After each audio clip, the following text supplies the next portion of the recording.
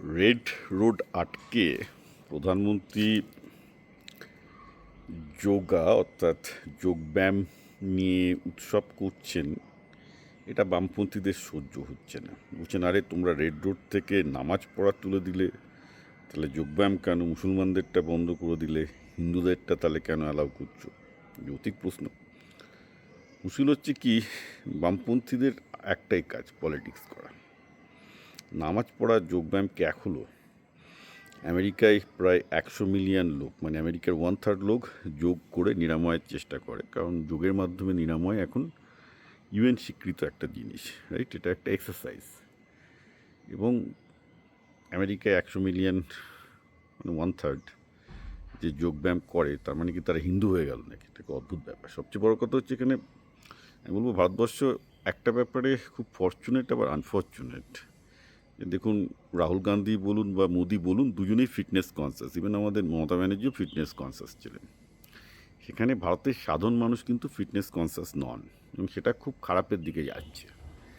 আজ থেকে 50 বছর আগে 60 বছর যাদের বয়স 60+, হার্টের রোগ হতো প্রায় 1%-এর কাছাকাছি। এখন সেটা 15-20, অ্যাকচুয়ালি 18% থেকে 20% ছাড়িয়ে গেছে। আজ থেকে 50 বছর আগে 30 থেকে 40 বছরের মধ্যে কারোর হার্টের রোগ দেখা যেত না।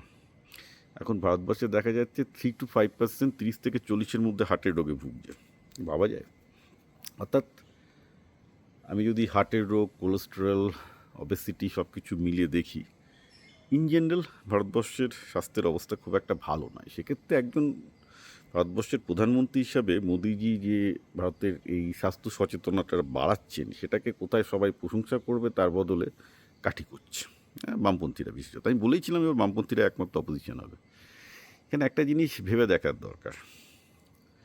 যেমন ধরুন, বিকাশ ভট্টাচার্য বলেন, সরকারি কর্মচারীদের যোগা করার যে সার্কুলার এসেছিল সেটা বেআইনি বলে বন্ধ করলেন। তো ঠিক আছে, এরা ইচ্ছা করলে এখন বিধানসভায় যে অবস্থা, বিজেপির উচিত ছিল এটা লেজিসলেটিভ কাউন্সিলে গিয়ে, অর্থাৎ বিধানসভায় এটাকে পাস করিয়ে নেওয়া, যে সরকারি কর্মচারীদের আমি তো বলবো এর পানিশমেন্ট হিসাবে সরকারি কর্মচারীদের প্রতি 7 দিন, মানে যে 5 দিন ওরা অফিসে আছে না, 5 দিনই যোগব্যায়াম করানো উচিত। প্রতিটা স্কুলের, প্রতিটা শিক্ষকের, প্রতিটা সরকারি কর্মচারীর যোগব্যায়াম আইন করে বাধ্যতামূলক করা উচিত।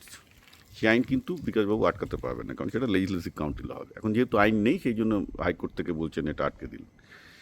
ব্যাপারটা কেন? কারণ ধরুন এই মুহূর্তে ব্যাঙ্গালোরে যেসব হাই পারফর্মিং স্টার্ট আপ আছে, সেখানেও আজকাল হেলথ ক্রাইটেরিয়া, পড়াশোনার সাথে সাথে হেলথ ক্রাইটেরিয়া জুড়ে দিচ্ছে, কারণ সবাই জানে যে হেলথ ভালো না থাকলে কেউ পারফর্ম করতে পারে না।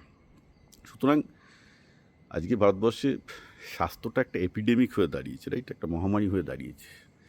সেই হিসাবে যদি কেন্দ্রীয় সরকার, রাজ্য সরকার উদ্যোগ নেয় যে ভারতবর্ষে সমস্ত সরকারি কর্মচারীদেরই তো একমাত্র তারা বাধ্য করতে পারে যে সবাইকে যোগব্যায়াম করতে হবে, আইন করে, মানে আইনটাকে পাস করাতে হবে আর কি, বিধানসভায় বা লোকসভায়, তাহলে কিন্তু কেউ আটকাতে পারবে না, এবং করা উচিত, কারণ তাতে অ্যাওয়ারনেস বাড়বে।